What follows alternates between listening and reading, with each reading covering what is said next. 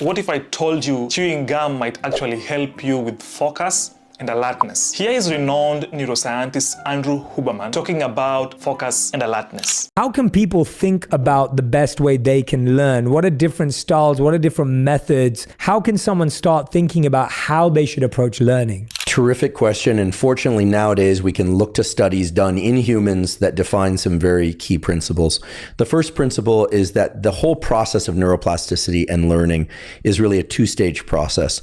First, there must be focus and alertness. One thing is clear. For effective learning, you need to simply improve your focus and alertness. In this video, we will look into simple and effective learning tricks such as mixtape learning, creative visualization, and even the learning technique used in prestigious institutions and schools like the Bronx and Harvard that will elevate your level of focus and alertness. Now stick to the end because I'm going to save my best technique for last. If there's one thing I used to struggle with, is studying. Before, I was a below average student, scoring C's and D's in my examination. It's not like I was a stupid student or I had bad memory recall, nothing like that. For some reason, I just could not remember what I read.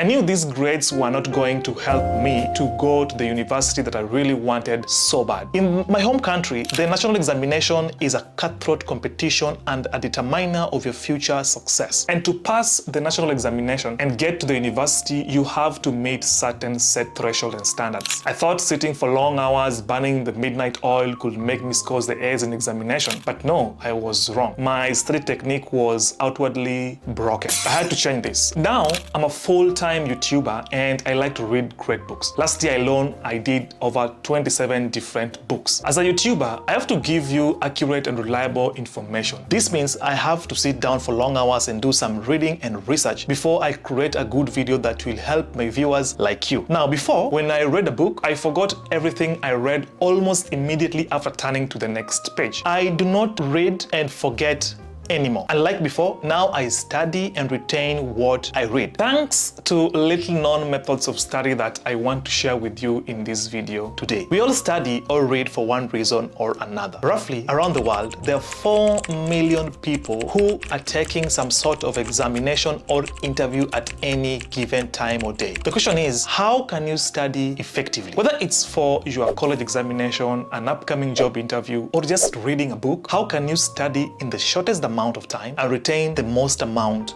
of information? Rote memorization and structured timelines won't cut it. You need active learning tips to study faster and better. Before I tell you more about chewing gum and other study techniques that I have in this video, my name is Emmanuel Noel and welcome to my YouTube channel. If you like videos like this, please do like and subscribe, and don't forget to hit the bell notification so that you're notified of any of our future amazing videos. And to support the amazing team behind this channel, please do check out our amazing offers in the description section below. Here is Notion. Notion is a single space where you can think, write, and plan, capture thoughts, manage projects, or even run an entire company and do it exactly the way you want. To get started with Notion today, check the links in the description section below. All right, let's get back to chewing gum. Now, so chewing gum can be a huge boost in 3 key areas, guys. 1, effective studying. 2, it can help you with memory recall. And 3, it can help you with focus during your examinations. So let's start with effective studying. How is chewing gum going to help you with effective studying? Chewing gum increases blood flow to the brain, delivering more oxygen and nutrients to your mental muscles. Think of it as a mini workout session for your cognitive abilities, helping you stay alert and engaged during study sessions. Now, chewing gum also activates areas of the brain linked to alertness and attention. Imagine it creating a protective shield around your concentration zone, deflecting distractions like the rogue social media notifications and the siren song of the cat videos. Now, the second way that chewing gum can help you is memory recall. So how does this happen? Now, studies suggest that chewing gum can enhance memory recall. Now, it is believed that it aids in releasing the neurotransmitters like tiny mail carriers delivering knowledge to your storage lockers in your brain. And this is what Andrew Huberman talks about in the video we've just watched before. The more you chew, the more the mail gets delivered, and voila, recall power. Back in 2018, a study conducted by Jeans and Friends titled Chewing Gum While Studying: Effects on Alertness and Test Performance showed that participants Participants who chewed gum while studying on a subject later performed better on a test related to that particular material compared to those who didn't chew gum. The third way that chewing gum is going to help you is during examination. Now, the repetitive action of chewing gum can be calming and help reduce stress and anxiety, especially during the pressure cooker environment of exams. In regards to enhanced alertness and cognitive performance, a 2015 study that was done by Ellen and Smith titled Chewing Gum, Cognitive Performance, Mood, Well-being, and Associated Physiology in Healthy Adults found out that participants who chewed gum during a demanding cognitive task performed better and reported feeling more alert and less stressed compared to those who didn't chew. But remember guys, not all gum is created equal.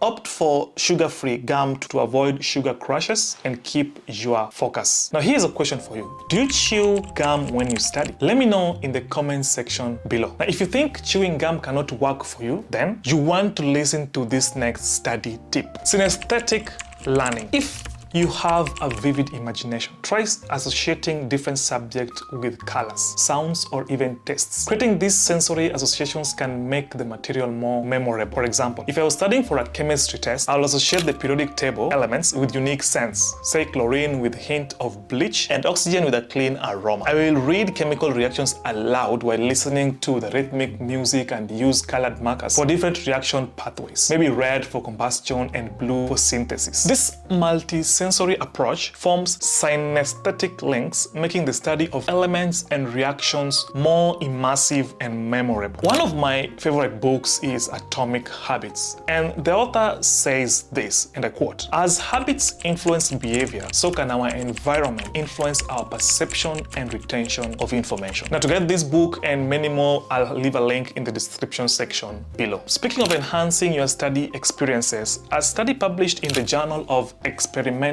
Psychology titled Learning, Memory, and Cognition found that associating information with sensory experiences significantly improves memory retention.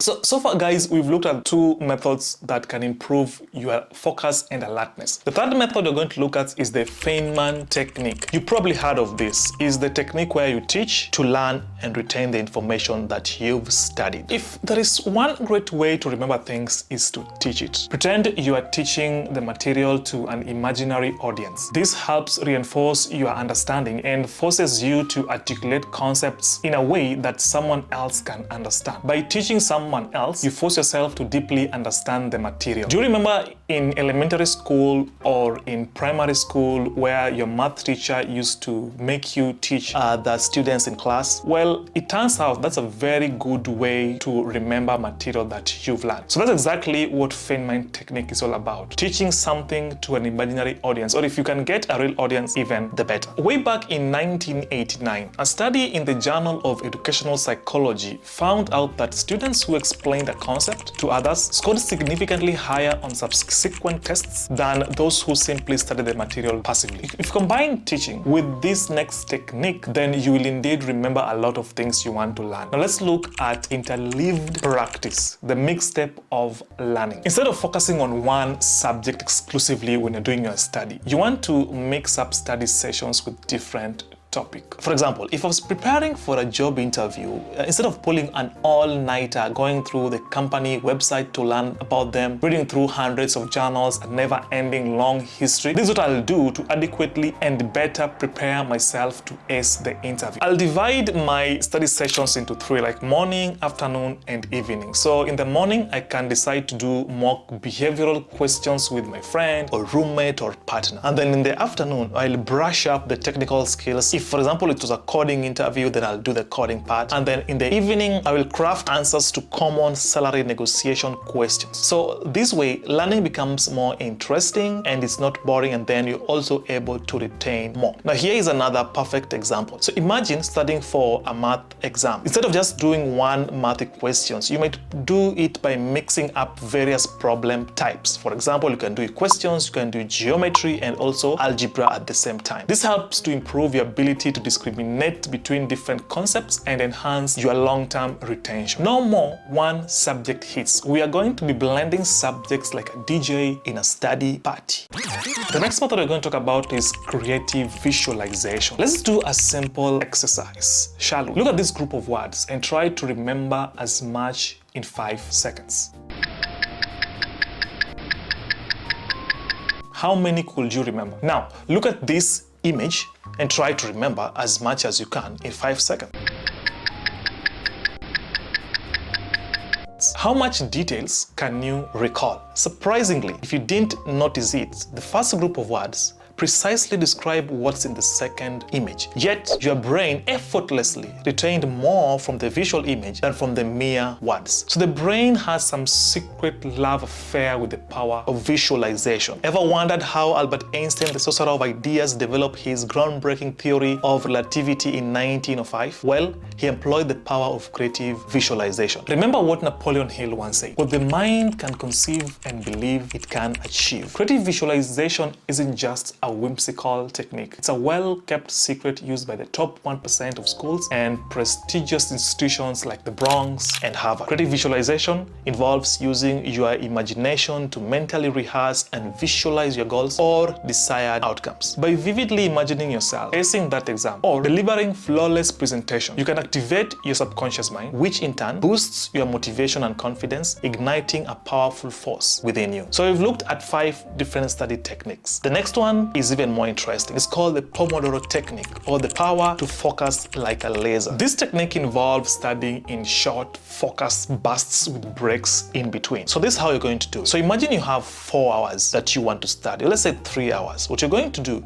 you're going to break these 3 hours into bits of say 25 minutes or 30 minutes. Then after each and every 25 minutes of focused study, you're going to take a 5 minutes or a 10-minute break. During this break, you want to disconnect completely from what you're studying so that you give your brain that time to relax and enjoy the next 25 minutes of 30 minutes of study session. Now, so what can you do during this 5 or 10 minutes of break? You can either take a nap, or you can listen to your favorite music, you can go for a walk, or maybe do some push-ups. Whatever thing you can do that will help you to completely disconnect from what you're studying at the moment will give you that deserved break before you go for the next 30-minute session. Here is a cool study that was done in 2009, published in the Journal of Nature Neuroscience, that found out that a 20-minute nap after learning a few tasks improved memory recall by a whopping 40% compared to participants who stayed awake. This keeps your focus sharp and avoids burnout. Before we look into our last technique for effective learning, I want you to tell us in the comment section below which of the following that we've covered so far is your favorite, and which one do you actually employ during your study? Is it creative visualization, chewing gum, the Feynman technique, or sleep visualization?